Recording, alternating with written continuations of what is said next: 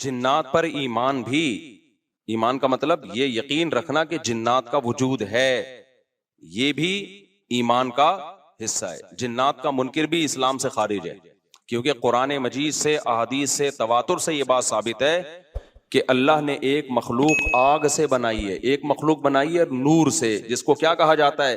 फरिश्ता। उर्दू में, फारसी में फरिश्ता, इंग्लिश में एंजल, और अरबी में मलक। अरबी में क्या कहते हैं? मलक, जिसकी जमा मलाइका होते ना, मलाइका तुहू बहुत आता है ना कुरान मजीद में। तो गोरे भी मानते हैं इसको, क्योंकि ये तो आसमानी किताबों से, तवातुर से साबित है। तो अब ये फरिश्ता चूंकि मादी मखलूक नहीं है, तो हमें वो मखलूक नजर नहीं आती। अब साइंस का ये कहना है, साइंस तो यहां तक भाई, साइंस मादी चीजों पे तहकीक कर सकती है भाईजान। कुछ चीजें साइंस की दस्तरस से क्या है? खारिज है। अगर वो दलाइल से साबित हो जाएं, दूसरे दलाइल से, तो उनको मान लिया जाए, नहीं साबित हो तो नहीं माना जाए। अब सारे पैगंबरों ने फरिश्तों के वजूद का बताया है, हजरत मूसा, ईसा अलैहिस्सलाम, मूसा अलैहिस्सलाम, दाऊद अलैहिस्सलाम, तवातुर से। तभी यहूद और नसारा और मुस्लिम सारे मुत्तफिक हैं किसके वजूद पर? फरिश्तों के। इसी तरह अल्लाह ने एक मखलूक को आग से बनाया, उसको क्या कहा जाता है? जिन। चूंकि वो इंसानों से छुपी हुई है, इसलिए उसको क्या कहा जाता है? जिन। जिन छुपी हुई चीज को कहते हैं। मजनून किसे कहते हैं? जिसकी अकल छुपी हुई हो, पर्दा पड़ गया हो, दीवाना हो गया हो। जनीन उस बच्चे को कहते हैं जो मां के पेट में हो, वो भी छुपा हुआ होता है ना। फलम्मा जन्ना अलैहिल लैल, कुरान कहते हैं जब रात छा गई, अंधेरा कर दिया रात ने, तो हर वो चीज जो छुपी, जुनून इसी से निकला है। जुनून पागल हो गया ना, गोया दिमाग ही गायब हो गया है, ठीक है ना। तो हर वो चीज जो छुपी हुई होती है ना, उसमें जीम डबल नून वाला मादा पाया जाता है। तो जिन को भी जिन इसलिए कहते हैं कि वो होता है लेकिन नजर, बोलो, नहीं आता। तो इसके बारे में हमारा अकीदा क्या है, जो इस्लाम ने हमें बताया है? भाई जिन्नात भी मुकल्लफ हैं आमाल के, उनमें अच्छे भी होते हैं और उनमें बुरे भी होते हैं। अलबत्ता शैतान एक ऐसा जिन है जो बुरा है। हर जिन बुरा नहीं होता, लेकिन शैतान एक बुरा जिन था जो अड़ गया था ना, फड्डे माजी में लगा था और क़यामत तक अड़ा ही रहेगा। उसकी नस्ल भी ऐसा ही है। लेकिन जिन्नात में अच्छे भी होते हैं और जिन्नात में बुरे भी होते हैं। जिन्नात तालीम कहां से लेते हैं? इंसानों से लेते हैं। जिन्नात में कोई अलग से पैगंबर नहीं आते, इंसानों ही को अल्लाह ने यह फजीलत दी है कि जिन्नात फॉलो किसको करेंगे? इंसानों को। तभी जितने मजहब इंसानों में है ना, उतने ही मजहब किसमें है? जिन अगर मेरा बयान सुनते हैं तो 20 रकत तरावी के कायल हो जाते हैं, किसी अहले हदीस का बयान सुनेंगे तो 8 के कायल हो जाते हैं, जेहलम वाली सरकार का बयान सुनेंगे तो जिन्नों की बीवियां अदालत से जा जाके उनकी अदालतों से खुला ले रही होती हैं कि वो शोहर उन जिन शोहर देने पर राजी नहीं होता। वो सारे झगड़े जो इंसानों में है ना, जिनमें हो सकता है कुछ 4 शादियां करते हो जो मेरा बयान सुनते हो और पिट भी रहे हो जिन्नियों से, चुड़ैलों से और जिनमें ऐसे भी होंगे जो एक के कायल होंगे। तो जितने, अब मुझे नहीं पता जिन्नात को 4 की इजाजत है कि 1 की है, ये कुछ मसाइल हो सकता है जिन्नात की हमसे डिफरेंट हो, लेकिन बहरहाल तो हदीस से हमें यह पता चलता है भाई एक मखलूक है जिसे क्या कहा जाता है? जिन कहा जाता है। वो है, उसका वजूद है। और चूंकि वो हो सकता है यहां भी कुछ जिन्नात बैठे हुए हों। अगर वो आप कहें वो बैठे हुए क्यों भाई, वो खड़े हो गए तो सब आप लेटे हुए होंगे फिर यहाँ पे, इसलिए उनको बैठे ही रहने दो। ठीक। मैं अक्सर चुटकुला सुनाता हूं ना, वो पुराना हो गया लेकिन क्या करें। एक आदमी को किसी ने बताया ये फ्लैट पुराना है, खाली है, यहाँ जिन्नात है, इधर नहीं जाना, वो फंटर बना हुआ है। मैं चल जिन विन की ऐसी की तैसी गया, बेल बजाई, बंदा बाहर निकला ना, अब उल्टे पांव उसके, आंखें गोल गोल। तो फिर भी इसमें बड़ा कॉन्फिडेंटली ना इसने कहा कोई डरता वरता नहीं भाई साहब, आप मैंने सुना यहाँ कोई जिन्नात है। तो वो कहता है मैं तो 500 साल से रह रहा हूं, मुझे तो अब तक कोई जिन नजर। उसने कहा ले भाई यही जिन है भाई, 500 साल से रह रहे कम, समझ रहे हो। अच्छा, तो जिन्नात की पैदाइश इंसानों से पहले हुई है और जिन्नात की तादाद भी इंसानों से ज्यादा, क्योंकि कुरान में है क़द इस्तक्सरतुम मिनल इंस, ए जिन्नात तुम्हारी तादाद तो इंसानों से भी ज्यादा है। तो पता चला जिन्नात इंसानों से भी ज्यादा है। तो इनमें अच्छे भी होते हैं, बुरे भी होते हैं, हरी पगड़ी वाले भी होते हैं, सफेद पगड़ी वाले भी होते हैं, देवबंदी भी, बरेलवी भी, कादियानी भी, हिंदू भी, हर तरह के फिरके। क्योंकि ये तालीम कहां से लेते हैं? इंसानों से। तो जितने मौलवियों की जितनी किस्में हैं ना, सबसे ज्यादा किस्में तो पाकिस्तान में पाई जाती हैं। तो जितनी किस्म के मौलवी हैं जिस मुल्क में होंगे, उतने ही किस्म के फिरके भी उस मुल्क में जिन्नात में भी होंगे, क्योंकि ये तालीम किससे ले रहे होते हैं, मैंने बताया इंसानों से। दूसरा, इनमें एक मसला है, इनमें शर का उनसर खैर से ज्यादा गालिब है। इंसान की जो नेचर है ना, इंसान की नेचर ये है कि इंसान की नेचर में खैर ज्यादा गालिब है, शर मगलूब है। इंसानों में अच्छे बाय नेचर अच्छे ज्यादा होते हैं, बुरे कम। हर इंसान झूठ को नापसंद करता है, लेकिन कुछ फेंकू भी होते हैं। हर इंसान चोरी को नापसंद करता है, लेकिन कुछ चोर भी होते हैं। लेकिन जिन्नात का मामला उल्टा है, इनमें शर का उनसर खैर से, ये सरकशी, आग में सरकशी है ना, तो जाहिर है हमें अल्लाह ने मिट्टी से बनाया, मिट्टी में क्या है, तवाज़ो। तो हक सुन के चुप हो जाना चाहिए इंसान। हो जाते हैं, हाँ, कुछ शैतान किस्म के होते हैं, वो चुप नहीं होते, लेकिन नॉर्मली इंसान को जब सही बात पता चलती है, वो क्या हो जाता है, चुप। मिट्टी है तो मिट्टी वाली खासियत इसमें है। जिन्नात में आग से बने तो, और आग भी शोले मारती हुई, तो इसलिए जिन्नात की तबीयत में सरकशी ज्यादा है। एक बात ये हो गई। दूसरी बात क्या हो गई भाई, जिन्नात जो है ना, जिन्नात ये इंसान से ज्यादा ताकतवर होते हैं, लेकिन मरऊब होते हैं ये इंसान से। इसकी मैं एक मिसाल दूं, बैल ज्यादा ताकतवर है या वसीम भाई? बैल। लेकिन काबू किसके होता है बैल? इंसान के। वजह उसकी है कि वो मरऊब होता है इंसान से। उसको अल्लाह ने वो दिमाग नहीं दिया जो किसको दिया है, इंसान को दिया है। बैल को जिस दिन पता चल गया ना कि मैं ज्यादा पावरफुल हूं, तो खूंटे की जगह आप बंधे हुए होगे, बैल नहीं बंधा हुआ होगा। लेकिन अल्लाह ने एक रोब रखा है जानवरों पे भी इंसान का। गधे को देखो, चलते रहो, वो मुंह नीचे करके लोड उठा के चलता रहेगा। उसको एहसास ही नहीं होता कि मेरी एक लात का मार है ये बंदा जो बैठा हुआ है ना मेरे ऊपर, थोड़ा सा यूं किया और एक खिसकाया, उठा के गिरेगा ही। तो ऐसे ही खूब समझ लो, जिन्नात इंसानों से डरते हैं, ना कि इंसान को जिन्नात से डरना चाहिए। जिन्नात डरते हैं किससे? इंसान से। लेकिन हुआ ये कि कुरान से ये बात साबित है, सूरह जिन में अल्लाह ने फरमाया, वन्नहु काना रिजालुम मिनल इंसी यऊज़ूना बिरिजालिम मिनल जिन्नी फज़ादूहुम रहक़ा। जिन्नात इंसान पे सरकश हो गए, शरारतें करने लगे, इधर से बंदा उठा के उधर कर दिया, उधर से उठा के। एक सहाबी को जिन उठा के ले गए थे। हजरत उमर रजी अल्लाह ताला अन्हु के दौर में एक खातून का शौहर गुम गया, तो उसकी बीवी आई हजरत उमर के पास कि मेरा मियां है ही नहीं, पता नहीं कहां गया। हजरत उमर ने 4 साल के बाद ना उस खातून का निकाह फस करा दिया। ये इमाम मालिक की दलील है कि 4 साल के बाद निकाह फस हो सकता है। इमाम अबू हनीफा के जो फतवे हैं ना, ज्यादातर उन्होंने हजरत अली और अब्दुल्ला बिन मसूद को फॉलो किया है। वजह उसकी ये कि वो कहते थे कि, यानी जो इस बारे में हनाफ कहते थे, हजरत अली ने तीनों खुलफा का जमाना भी देखा है और नबी का जमाना भी, तो उनका इल्म बाकी तीनों खुलफा से ज्यादा है। इसलिए फिक़ह हनफी में हजरत अली और अब्दुल्ला बिन मसूद को बहुत तरजीह दी गई है। जहां टकराव होता है ना बाकी खुलफा और सईदना अली में, तो वो तरजीह किसको देते हैं? क्योंकि हजरत अली इन तमाम महफिलों में, इन फतवों में तीनों खुलफा के साथ होते थे, तो वो सबके दलाइल भी जानते थे, और उन पे फिर बाद चीजों से सईदना उमर ने रुजू भी किया है हजरत अली के कहने पर। तो उमर कम थी ना, इल्म हासिल करने का मौका उनको ज्यादा मिला।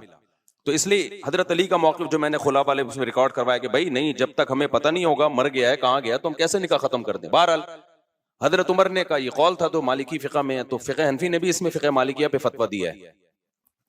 तो 4 साल उनको उन्होंने निकाह क्या करा दिया, हजरत उमर ने खत्म करा दिया। वो बंदा आ गया थोड़े दिनों में, तो रिवायत में आता है हजरत उमर खौफजदा हो गए ना। ठीक है भाई, एक बंदा कह रहा है मेरी बीवी आपने किसी और को कैसे दे दी। तो हजरत उमर ने फिर कहा, भाई अब तुम्हारे पास 2 ऑप्शन है, या तो तुम्हारी बीवी हम तुम्हारे हवाले कर देते हैं, या फिर मेहर ले लो, उसको तलाक दे दो।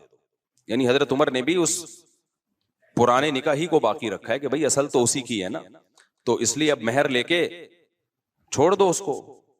मकसद यही होगा कि हम उसका वहीं निकाह करा देते हैं। या दूसरा ऑप्शन ये है कि ठीक है भाई, अब तुम्हारे ने, उसने कहा नहीं, अब जाहिर है अब किसी और मर्द के पास चली गई है, तो इंसान को इसमें गैरत भी आती है ना। उन्होंने कहा नहीं, मेरा मेहर मुझे वापस कर दें, अब उसी के साथ रहे, ठीक है ना। फिर हजरत उमर उससे पूछने लगे हुआ क्या था। उसने बताया जिन उठा के ले गया था मुझे। मुसन्नफ अब्दुल रज़ाक या मुसन्नफ इब्न अबी शैबा की रिवायत है ये, जिन उठा के ले गया था। तो बाज दफा ऐसा होता है कि इंसान को जिन बोलो इगवा कर लेता है। तो कुरान क्या कहता है, लेकिन आप लोग के साथ नहीं होगा, खुदा का वास्ता जिन्नात को ज्यादा लिफ्ट ना कराओ, पूरी सेटअप हमारा बर्बाद हो गया इस चक्कर में। सहाबा में भी एक वाकया हो गया ना, ये थोड़ी कि हर घर में जिन ये कर रहा है, दूसरे घर में जिन वो कर रहा है, तो तीसरे घर में जिन नंदों को लड़ा रहा है, चौथे घर में जिन सासों को लड़ा रहा है। हमारा तो पूरा प्रोग्राम यहीं से शुरू होता है, यहीं पे खत्म होता है। एक आध सैकड़ों में कोई हो सकता है जिन उठा के ले जाए, फिर वापस भी करके मेरा ख्याल है दे गया। अच्छा, तो कुरान में सूरह जिन में आता है अन्नहु कान रिजालु मिनल इंस, जिन्नात ने खुद ही ये बात कही कि हमसे इंसान डरने लगे और हमसे पनाह लेने लगे। यऊदूना बिरिजाल मिनल जिन्नी, हम जैसे अल्लाह की पनाह में आते हैं ना मुसीबतों से बचने के लिए, आऊदु बिल्लाही हम कहते हैं अल्लाह मैं तेरी पनाह में आता हूं। तो लोगों ने क्या किया था, मुशरिकीन ने जिन्नात की पनाह में आना शुरू कर दिया कि जिन्नात हमें मुसीबतों से बचाएंगे।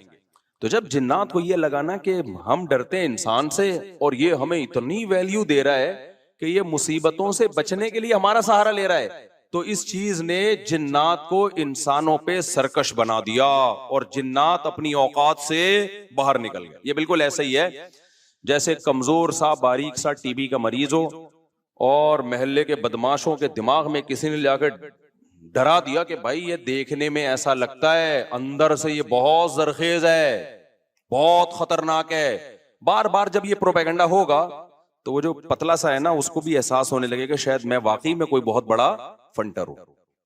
वो भी सीना चौड़ा करके चलना शुरू कर देगा। किसी दिन किसी ने एक चपट लगाई तो ढेर हो जाएगा वो।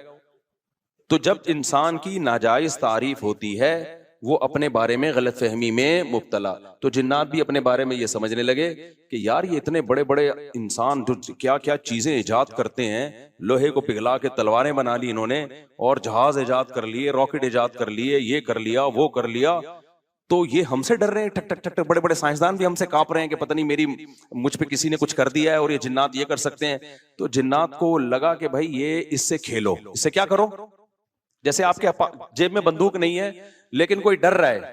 हमारे एक दोस्त के साथ क्या हुआ, एक डाकू आया, वो डाकू भी कोई बेचारा नया नया डाकू बना था, बेचारा तो नहीं कहना चाहिए डाकू हम वक्त को। तो इन्होंने क्या किया, यूं किया ना, यूं। ये रफी भाई का किस्सा है, हमारे रफी भाई ने बचे हुए हैं, अल्लाह इनको बचा के रखे, वरना हरकत इन्होंने ऐसी की थी कि अब तक डिलीट हो चुके होते ही है, क्योंकि ये डाकू आजकल ऐसे नहीं है यूं करो तो भाग जाएं। तो इन्होंने क्या किया, उंगली से ना यूं, वो समझा पिस्टल है, बस यूं यूं दिखाया, वो भाग गया। तो मुझे आके बता रहे हैं कि डाकू आया था, मैंने जेब से यूं किया, यूं मैंने कहा रफी भाई कोई दुआएं काम आ गई हैं आपके। अभी परसों फिर 2 बंदे डाकुओं ने शहीद कर दिए, 2 बंदे जवान गुलशन मेमार में। एक के तो जबड़े में गोली लगी है, बहुत बड़े ताजिर थे वो, ये हमारा गार्ड है ना, इसके पीछे नमाजें पढ़ी है उन्होंने, वो तो जबड़े में गोली लगी है, मुंह के अंदर घुसी है, वो तो हॉस्पिटल में एडमिट है, उनके साथ तो दूसरा था वो तो शहीद हुई, परसों की बात है। तो मरते रहो, तुम्हारी किस्मत में यही है भाई। जब तक एहतजाज नहीं करोगे ना, इनके खिलाफ निकलोगे नहीं, इनके घरों को घेरोगे नहीं, धरने मार के बैठोगे नहीं ना, बद्दुआएं 27वीं रात को उठ उठ के रिकॉर्ड करवा के नहीं दोगे, उस वक्त तक कराची के मसले हल होने वाले। क्योंकि हमारी गवर्नमेंट को पता है कि इनसे बड़ा बेगैरत, कराची वालों से बड़ा बेगैरत इस कायनात में कोई है नहीं। तो इन बेगैरतों को कूटते रहो, पीटते रहो, ये इसी काम के लिए बने हैं ये। तो बाकी बड़े बेगैरत हैं, मैं हुक्मरानों को बुरा नहीं कहता, कसम उठा के कहा जा सकता है कि कराची वालों से बड़ा बेगैरत मुझ समेत कोई भी नहीं है। तो हमारी किस्मत में है, मरते रहो, जनाजे उठते रहेंगे। कभी कोई बद्दुआ फलस्तीन इसराइल के खिलाफ बद्दुआएं दे रहे हैं, देनी चाहिए, इन बेगैरतों के खिलाफ भी तो बद्दुआएं दो यार। हमने ये चीजें बर्दाश्त की है, गटर के ढक्कन नहीं है, गटर हमारी मस्जिद के बाहर से 4 साल से गटर उबल रहा है, 4 साल, कई दफा हमने अपने खर्चे पे साफ करवाया फिर भी उबल रहा है। किसी सिंध गवर्नमेंट के किसी बंदे को तौफीक नहीं आके, यार कितने नमाजी आ रहे हैं गटर के पानी से गुजर के आ रहे हैं, वो सब शिकायतें कर रहे हैं, कोई मस्जिद कमेटी को बुरा कह रहा है, कोई किसको बुरा कह रहा है, तो सब यही कर रहे हैं। भाई मस्जिद कमेटी कह रही है हमारा क्या कसूर है यार, हम कितनी दफा साफ करवाएं, और एक गटर हो तो साफ करवाएं ना, पूरी गली के आप देख लो हाल जाके। हमने फिर भी बर्दाश्त कर लिया, लेकिन यार इंसानी कत्ल कौन बर्दाश्त कर सकता है। हर दिन 4, 6, 5, 10 जवान मौतें कराची में हो रही हैं, जवान मौतें। जिनके घरों में जनाजे उठते हैं उनसे जाके पूछो क्या हाल होता होगा। लेकिन ये कौम बेहिस है, ये सड़कों पे नहीं निकलेगी। उसकी किस्मत में है कि पिटो मरो, तुम्हारी किस्मत में है ये। तो भाई निकलो, जाके घेरो यार इन हुक्मरानों के घरों को घेरो। इन्हें बोलो बगैर तो ये इंसान है, ये गधे घोड़े नहीं यहां पे रहते हैं। जब मैं मस्जिद से निकलता हूं ना, फिर खबर आती है 2 बंदे आज वहां कत्ल कर दिए, 3 बंदे, और सारे अपने रिलेटिव होते हैं। कोई फलाने का फला जानने वाला, कोई उसका। ये दुनिया के किसी मुल्क में ऐसी धांधली होती है क्या यार? दुनिया के किसी मुल्क में ये बेगैरती होती है? तो मारे खाते रहो, मरते रहो। भी परसों जमात इस्लामी के किसी कारकुन को शहीद कर दिया। कितने नेक आदमी थे वो, कितने उनके चेहरे पे कैसी रौनक थी। क्या घर में उनके कोहराम में छावा होगा यार? जरा जरा सी बात पे बंदा मारना इनके लिए। पिछले साल स्वीडन से एक मियां बीवी का जोड़ा आया हुआ, बच्चा छोटा साथ में, स्वीडन से चंद दिनों के लिए आए थे वो कराची। बीवी के सामने जवान शौहर की लाश तड़प रही थी। बच्चे पे क्या गुजरेगी जो अपने बाप को इस तरह से मरता हुआ देखेगा? तो इंतजार करो अपनी बारी का, और कुछ भी नहीं है। और ऐसी बेहिस कौम है ना, जो मरता है वो भी एहतजाज नहीं करता, उसके भी रिश्तेदार आराम से बैठे हुए होते हैं। यार सोशल मीडिया पे एक तूफान खड़ा कर दो, गालियां दो इन हुक्मरानों को। सोशल मीडिया पे गालियों का ना एक सिलसिला शुरू करो, तो उसके बाद शायद ये बेगैरत थोड़ा सा हिल जाएं, थोड़ा सा हिल जाएं। ये नहीं हिलेंगे भाई, क्योंकि इनका कोई बंदा, ये तो पूरी पूरी गाड़ियों के साथ गाड़ों में घूमते हैं, इनको थोड़ी कोई मसला होगा। इनके तो पूरे पूरे, आपको पता है, ये होश इन्हीं के बंदे तो होंगे जो मार रहे हैं। पता जाता है इन कमबख्तों को। पुलिस को आप बुरा नहीं कह सकते, पुलिस के बस में जितना है पुलिस कर रही है। मैं तो पुलिस वालों से भी मिला हूं भाई, उनके तो फिर भी जितना उनके बस में है वो कर रहे हैं, उनके इख्तियारात महदूद हैं। कितने पुलिस वाले डाकुओं को मारने पर जेल की सलाखों के पीछे चले गए, कितने पुलिस वाले चले गए। कानून आपका ऐसा है, इसलिए दबाव डालो इन लोगों पर कि इख्तियारात किसके हवाले करो? कराची के रेंजर्स के हवाले कर दो।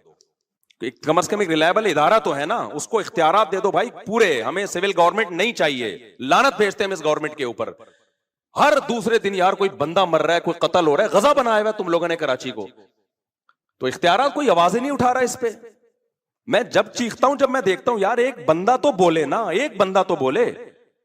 चीनी महंगी होती है, पूरा कराची चीख उठता है। आटा महंगा होता है, पूरा कराची। यार इंसान का खून सस्ता हो रहा है, उस पे आप इतने खामोश हो। सोशल मीडिया पे कोई आवाज ही नहीं उठा रहा। जितनी लाशें हैं ना, वहां मीडिया को चाहिए पहुंचे, उन लाशों को की वीडियो बना के यूट्यूब पे डाले, सोशल मीडिया पे डाले, इंस्टाग्राम पे डाले, टिकटॉक पे डाले, और सिंध हुकूमत को लानतों के साथ डाले कि ये है ये हुक्मरान जो हमारा ये हशर कर रहे हैं। इसके बगैर नहीं होगा। तो मुझे बहुत, आज की बात है ना, अभी तरावी के लिए हम आ रहे थे, फिर वो हमारे गार्ड ने बताया कि यार मेरा पुराना नमाजी था और पिछले साल उसने कहा था कराची में रहता हूं, अगले साल का मुझे कोई भरोसा नहीं है। ये उसके अल्फाज थे कि अगले साल में तरावी पढ़ सकूंगा नहीं पढ़। उस बेचारे को क्या पता तू रमजान में ही तुझे कत्ल करेंगे। तो ये हो रहा है मेरे भाई हिसाब, और ये हम ही हैं, इस काबिल को होना चाहिए हमारे साथ ऐसा, समझ रहे हो? खुदा ने आज तक उस कौम की हालत नहीं बदली, न हो जिसको ख्याल आप अपनी हालत के बदलने का। तो कराची वालों के मुकद्दर में जिल्लत है, क्योंकि हम हैं जलील, ठीक है ना, मुझ समेत, मैं अपने आप को भी दाखिल कर रहा हूं इसमें। हम जलील कौम है, हमारी कसूर ही है कि हम कराची में रहते हैं, और ये टुच्चे किस्म के हुक्मरान हम पर मुसल्लत हैं। ये कत्ल होते, ये पंजाब में होता ना, खुदा की कसम इतनी नौबत नहीं आती। पंजाब वाले इतने बेगैरत नहीं है, वो उठ खड़े होते। इतने कत्ल अगर वहां हो रहे होते, केपीके में होता, वो खुद कूटते डाकुओं को पकड़ के, खुद महल्ले के लोग जमा हो जाते, वो खुद ये सब कुछ करते। वो तो ऐसी की तैसी। ये हमारा मुकद्दर है भाई, जिल्लत। तो गटर के ढक्कन नहीं है, हम बर्दाश्त कर रहे हैं। कचरा खाना, कुंडी भंगी खाना बना हुआ है कराची, बर्दाश्त कर रहे हैं। लेकिन यार इंसानों का बहता हुआ खून हम बर्दाश्त, बोलो, नहीं कर सकते। कल तुम्हारे घर में भी हो सकता है। 2 साल पहले एक बूढ़ा आदमी इसी मस्जिद में, मेरा नमाजी, 4-6 बेटियां उसकी, एक इकलौता बेटा जवान जो अभी कमाने के काबिल हुआ था, 24 से 25 साल उम्र, मैरिड, उसको डाकू ने गोली मार दी। वो बाप बेचारा ऐसे ऐसे कांपता हुआ मेरे पास आता ना, मैं क्या सब्र की तलकीन को उसको कह रहा, मेरा एक ही घर में कमाने वाला लड़का था, एक मोबाइल पे जरा सा कुछ पता नहीं क्या किया होगा, उसको मार दिया उन्होंने। और फिर क्या हुआ है उसका, वो पकड़े गए डाकू ना। अब जो डाकुओं का पूरा गैंग आया, वो तो केस इत्तेफाक से चला गया अदालत में। वरना ऐसा होता नहीं है। ये तो कोई बहुत ही खुशकिस्मत बाप है जिसका कातिल पकड़ा गया, अब वो कातिल धमकियां दे रहे हैं। मैंने कहा इन बेगैरतों को छोड़ना नहीं है, इनका इलाज दियत नहीं है। गोली का इलाज इस्लाम में क्या है? गोली है। उसको बोलो इस बेगैरत कातिल को लेकर आ, इस जैसे कमीने का दुनिया में रहना जायज नहीं है। मैंने कहा माफ नहीं करना इसको, उसको बोलो मैंने कत्ल करवाना है इसको। ठीक है कोर्ट का सहारा लेंगे हम, लेकिन फांसी के फंदे पे चढ़ा इसको, इस बेगैरत को। और वो इसके बात कर रहा है इतनी दी इतनी, बल्कि इतने इतने पैसे ले लो। बेचारा गरीब आदमी फिर जाएगा कहां? उसको ये डर है कि मैंने ज्यादा केस किया तो मेरे को अगला नंबर किसका है? वो बच्चियों का एक इकलौता बाप है, वो भी महरूम हो जाएगा। तो गाजर मूली की तरह इंसान कराची में कट रहे हैं।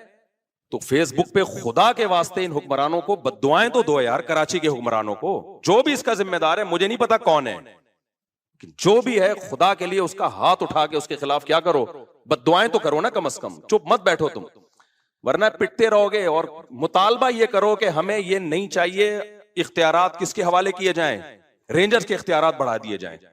कराची में माजी में ऐसा हुआ है, मुस्लिम लीग का दौर था, रेंजर्स को इख्तियारात दे दिए गए कराची में अमन के लिए। एक हफ्ते में डाकुओं की लाशें बिछी हैं, कराची में क्या हो गया? अमन। वरना भत्ताखोरी इधर सरीना में हर दूसरे दिन कोई डाकू पहुंचा हुआ होता था, इतना भत्ता दे दे, बंदे उठा रहे हैं इतना, ऐसा भत्ताखोरी शुरू हो गई भाई, बदमाशी यार। रेंजर्स को इख्तियार दिए अल्हम्दुलिल्लाह, उन्होंने बहुत डाकू को मार मार के लाइन लगा दी उन्होंने। उसके बाद ऐसा अमन हुआ कि लोग मिसालें देने लगे, भाई वो काम हो गया जिसका कराची में कभी तस्वुर नहीं था। तो इनकी ये जो सिविल गवर्नमेंट है, इसका कराची की कम से कम बात कर रहा हूं मैं, इनका काम नहीं है भाई, इनसे होने का नहीं है। पंजाब का मामला अलग है, वहां के जो भी आता है कम से कम पंजाब से मुखलिस होता है। जो भी आता है पंजाब में, जो गवर्नमेंट बनती है चाहे जो भी हो, कम से कम पंजाब की हद तक वो क्या होती है? मुखलिस। हमें तो जो टुच्चे मिलते हैं भाई, हमारे साथ मुखलिस नहीं है ये। तो कुछ तो हम जो जिनको वोट मिलना चाहिए था उनका तो कुछ भी नहीं हुआ ना, उनका तो प्रोग्राम ही फूंको वाली सरकार ने खराब कर दिया। तो अब आवाज तो उठाओ ना अपने हुकूक के लिए भाई, बोलो यार ये इनको नीच, हमें नहीं चाहिए ये। हमें ये कराची में कम से कम ये क्राइम कंट्रोल करने के लिए इख्तियारात किसको दिए जाएं?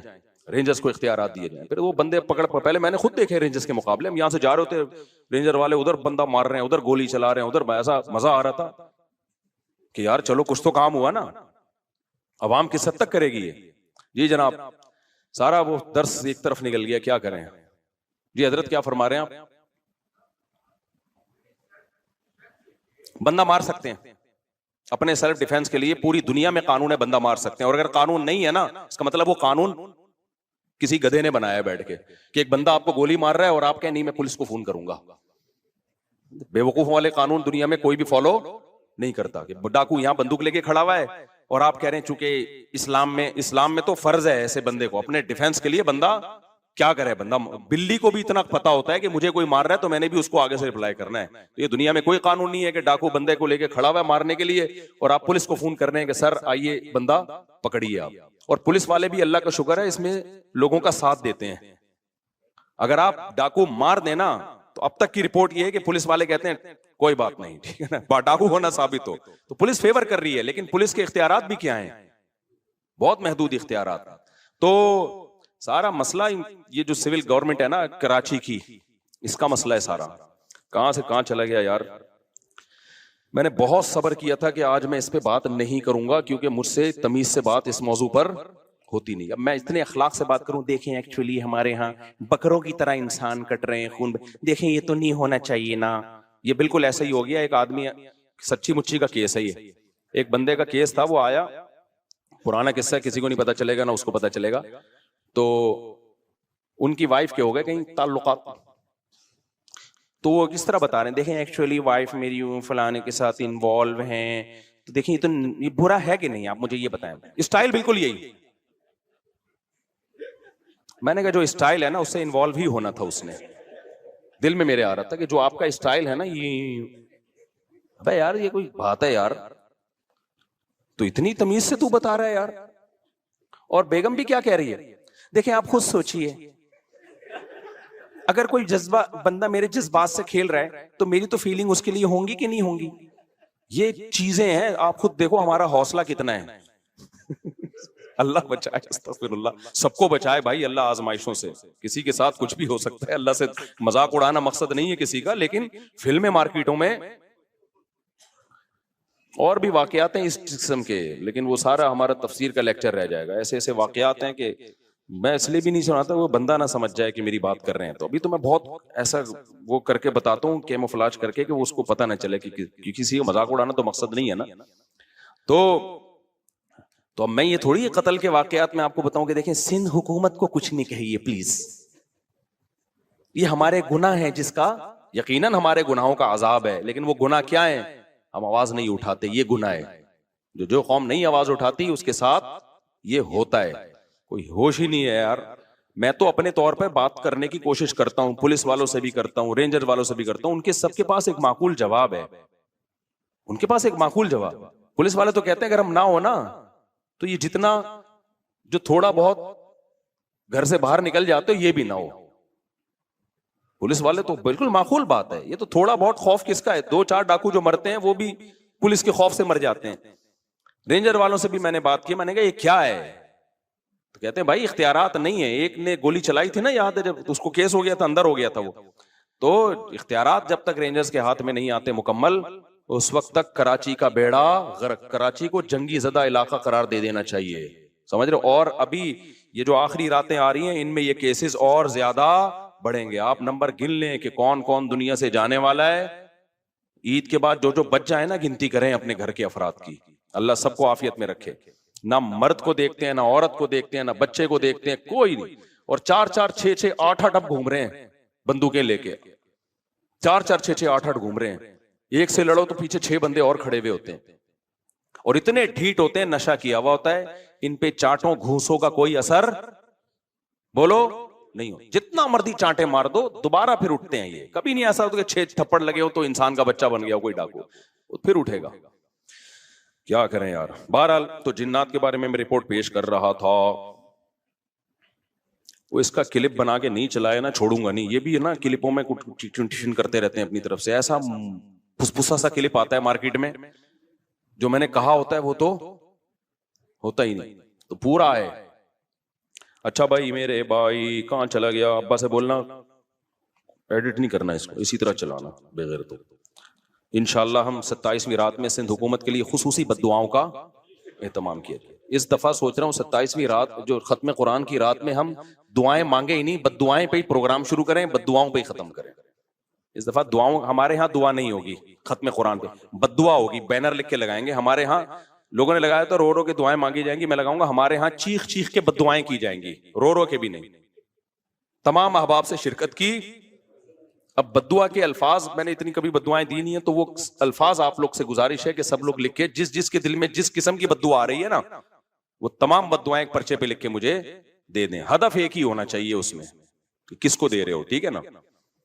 चलो मेरे भाई जल्दी से अब समेट के खत्म करता हूँ यार। इतने आज सूरह हुजरात भी थी, उसमें भी बहुत सारे अहकामात हैं, रह गए सारे।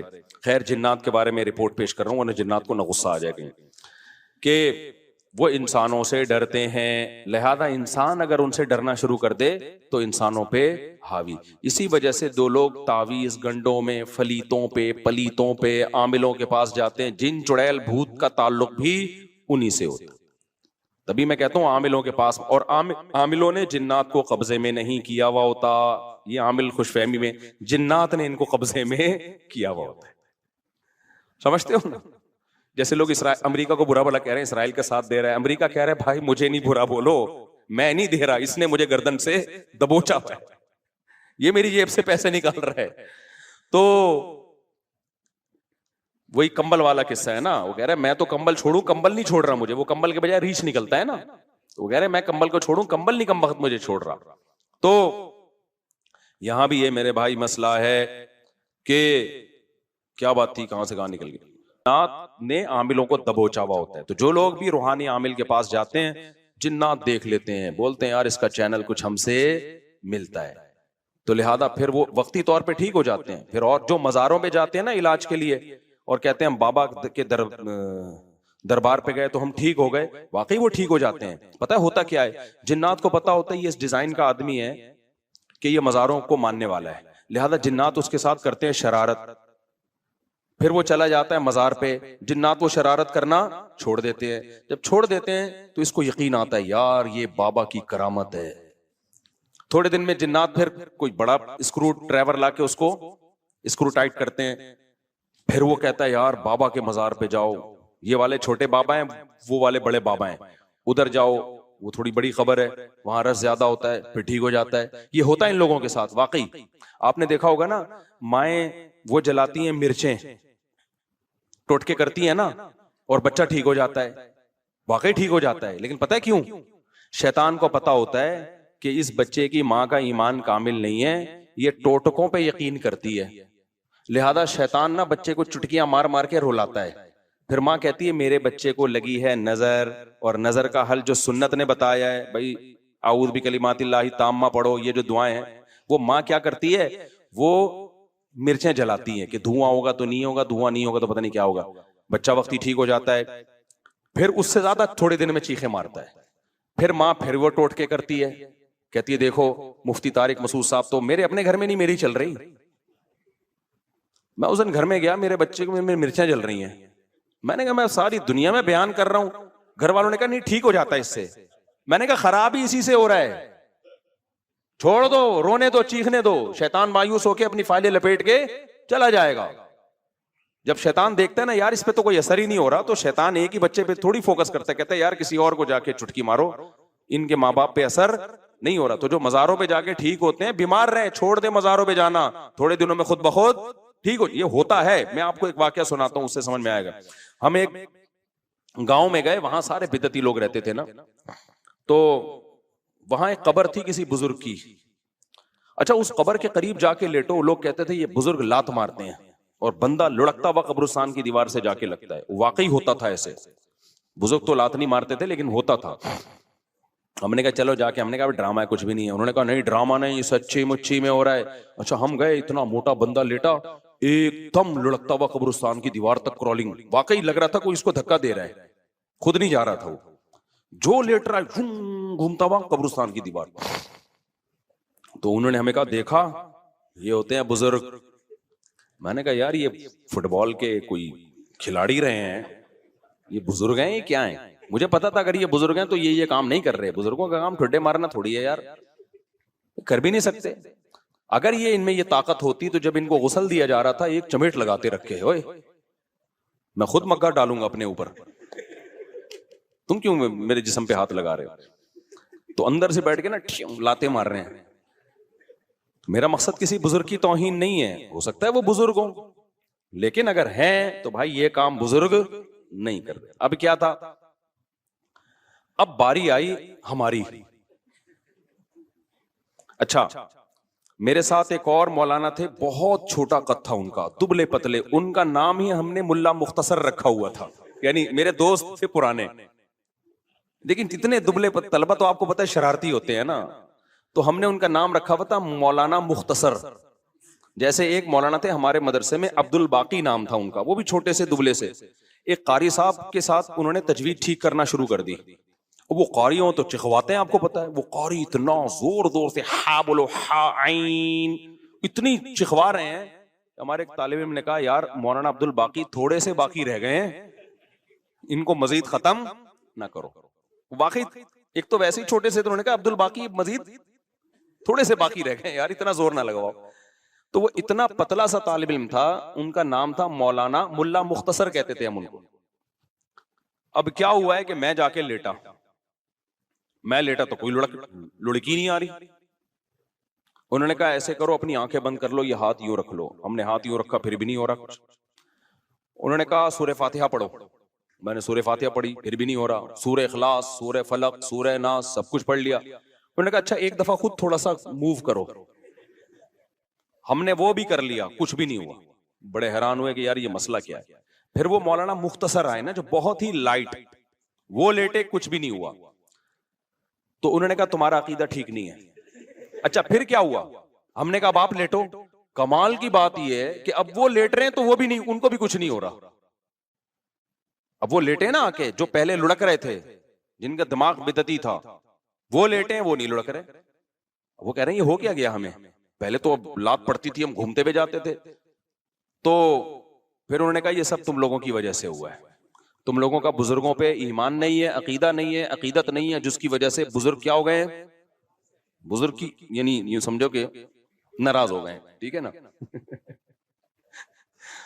तो हमने कहा हमारा अकीदा दुरुस्त है। अब देखो ये हुआ क्या, ये तो मेरा आंखों देखा वाकया है और इस पर मेरे पास गवाह भी हैं जो इस वाकये के हैं। हमारे जामिया के और भी असातिज़ा थे, टीचर थे, वो भी लेटे, उनको भी कुछ नहीं हुआ। तो ये मेरे अकेले का नहीं है, मैं इसकी तस्दीक के लिए गवाह भी पेश कर सकता हूं। तो हुआ क्या है ये समझो, ये वाकया बड़ा है, वाकया मकसद नहीं है। होता पता है क्या है, जिन्नात होते हैं ऐसी जगहों पे, जिन्नात को पता है कि ये कौम कब्र परस्त टाइप की है, ये कब्रों से अकीदत रखने वाली कौम है। तो ये जब यहां लेटेंगे किसी बुजुर्ग की कब्र पे, जिन्नात धक्का देते हैं उनको ताकि इनका साहिब कब्र से अकीदा मजबूत हो। फिर कल आके ये कब्रों से मांगे, मांगने की जगह मस्जिद है अल्लाह, तो ये किससे मांगेंगे यार? जब ये अंदर से बुजुर्ग यहां से किक मार के हमें वहां तक ले जा सकते हैं, तो ये मुझे औलाद क्यों नहीं दे सकते, ये क्यों नहीं कर सकते? तो जिन्नात ये हरकतें करते हैं। उन लोगों पर जिन्नात का वो चलता है जिनके बारे में जिन्नात को पता होता है कि यहां हमारी दाल गलेगी, समझते हो? अब जब हम चले गए ना, तो जिन्नात को पता था यहां हमारी दाल इंशाअल्लाह गलेगी नहीं। तो जैसे ही हम गए हैं, हमें तो पता था कोई ठुड्डा मुड्डा नहीं है, बकवास है, ये सब शयातीन के तसव्वुरात हैं। जिन्नात ने अपनी फाइलें वाइलें लपेटी, अपने सारे ठुड्डे शॉपर में डाले और फाइलें लपेट के मार्केट से शॉर्ट। तो जिन्नात वहां से चले गए थे। यही वजह है कि वो लोग अब दोबारा लेटे हैं तो उनको कुछ नहीं हो रहा, हालांकि पहले तो उनको हो रहा था। और इसे भी पता चला वो ड्रामा नहीं कर रहे थे, ड्रामा कर रहे होते तो दोबारा कर लेते। वो भी हैरान थे अब ठुड्डा क्यों नहीं आ रहा भाई। हमने कहा भाई यहाँ जिन्नात थे, शयातीन थे जो तुम्हारा अकीदा खराब करना चाहते हैं। तो अब वो जिन्नात मार्केट से क्या हो गए हैं, शॉर्ट। अब समझ में आया जिन्नात का फलसफा। जो ये टोटके करते हैं, सिलबट्टे घुमाते हैं नजर उतारने के लिए, मिर्चें जलाते हैं, सारी टेंशनें उन्हीं के बच्चों के साथ होती हैं। और जो ये हरकतें नहीं करते उनके बच्चों के साथ ये टेंशनें नहीं होती। जो जादू टोनों पे ज्यादा बिलीव करते हैं, टोने के असर भी किस पे होते हैं, उन्हीं पे। जो कहते तेरे बाप में दम है तो ताबीज ला के रख दे, कुछ भी नहीं होगा, उन पे वाकई कुछ भी नहीं होता। तभी तो मैं आमिलों को कहता हूं, अबे तुमने इतने जिन्नात जला दिए, इतने मार दिए, 8-10 जिन्नात हमारे सामने भी ले आओ भाई। और तुम मुझे धमकियां क्यों देते हो, ये कर देंगे वो कर देंगे। तुम देखो, ऊंट ने एक बंदे को यूं उठा के ना यूं रख दिया था ज़बह से पहले, तो जिन्नात भी यूं उठा के क्या कर दें, मुझे यूं कर दें। तो इनको पता है कि कुछ भी नहीं होता, जिन्नात ने इनको काबू किया हुआ है, इन्होंने जिन्नात को काबू में नहीं किया हुआ। तो इसलिए मसनून दुआओं का बस एहतमाम किया करो। सूरह फलक, सूरह नास, नजर बस की जो दुआएं नबी ने बताई हैं, इतना काफी है। इससे आगे अगर बढ़ने की कोशिश की तो जिन्नात से हिफाजत नहीं होगी। और जिंदगी में जो लोग आमिल के पास जाते हैं, चाहे देवबंदी आमिल हो, रायबंड का मुकीम हो, बिनोरी टाउन का हो, जामियातुर रशीद का हो, दारुल उलूम कुरंगी का हो, जामिया फारूकिया का हो, जामिया अशरफिया का हो, या बरेलवी आलिम हो, शिया हो, आमिल आलिम नहीं, शिया आमिल हो, बरेलवी हो, हाजी हो, हरमैन के इमाम का इलाज करा के भी आया, वो कभी इन लोगों को लिफ्ट कराने की कोशिश बोलो मत करो। ये ऐसी खारदार झाड़ियां हैं, जो इसमें फंसा वो हमेशा के लिए बर्बाद। तो जो कुछ हो रहा है ना, अगर जिन आ भी रहा है, बस ये सूरह फलक, सूरह नास, आयतल कुर्सी, और कोई हल नहीं है इसका, समझते हो? नहीं इलाज हो रहा तो सबर करो, सबर से ही भागेगा जिन। क्योंकि जिन जब देखता है ना, देखो बचपन में हम किसी तालिब इल्म को छेड़ते थे ना, वो छिड़ता था तो छेड़ते थे, नहीं छिड़ता था तो नहीं छेड़ते। आज तो जिन भी कहते हैं जब ये छेड़ ही नहीं रहा इसको तंग कर रहा हूं, चलो भाई पतली गली से यहां से निकलो। और जब देखते हैं ना टेंशन ले रहा है, कभी उधर इलाज, कभी उधर इलाज, कभी वो आमिल, कभी वो आमिल, फिर जिन कहता है भाई ये जगह बेहतरीन सूटेबल है, यहां अगर मुझे किराया देके भी रहना पड़े तो रहना चाहिए। तो बीवी पे जिन आए तो खुद ही निपटेगा वो, ठीक है ना। आगे चलते हैं भाई जल्दी से, बस 2 मिनट में बात को समेट के खत्म करता हूं। तो जिन्नात ने नबी सल्लल्लाहु अलैहि वसल्लम के पास, जब जिन्नात की एक टोली गुजर रही थी ना, तो उन्होंने नबी सल्लल्लाहु अलैहि वसल्लम को फजर की नमाज में कुरान पढ़ते हुए सुना। इतना खुश हुए, उन्होंने कहा यार ये तो वही कलाम है जो मूसा अलैहि सलाम पर तौरात नाजिल हुई थी, और ये तो तौहीद की दावत दे रहा है। तो तौहीद की दावत का सुन के जिन्नात खुश हो गए। इससे पता चलता है तौहीद इंसानी फितरत है, जो भी तौहीद का सुनता है दिल उसका बाग बाग। और अगर दिल तौहीद सुन के बाग बाग नहीं हो रहा, इसका मतलब फितरत क्या हो गई है, चेंज। जैसे कोई मर्द 4 शादी करे ना करे, सुन के खुश तो होता है ना, लेकिन अगर कोई मर्द 4 शादियों का तस्करा सुन के ही गुस्सा आ रहा है, इट मींस कोई प्रॉब्लम है। करे ना करे वो अलग मसला है। टॉपिक ऐसा है कि बूढ़े भी खुश होते हैं, जवान भी खुश होते हैं, फिर कहते हैं चलो टॉपिक चेंज करो, लेकिन होते खुश हैं। तो ऐसे ही मेरे भाई, अल्लाह की तौहीद इंसान की फितरत है। वो जब सुनता है मेरा एक खुदा है, मेरा माबूद एक है, वही मुश्किल कुशा, वही हाजत रवा, औलाद भी वही देगा, रोजगार में बरकत भी वही देगा, सारी बिगड़ियां वही बनाएगा, तो इंसान की फितरत है कि वो खुश होता है, बशर्ते कि वो इंसान फितरत पर हो। और अगर उसका दिल तंग हो रहा है, इट मीन्स कि उसकी फितरत बोलो चेंज हो गई। अब ये 2-3 आयतें और पढ़ लेता हूं मैं।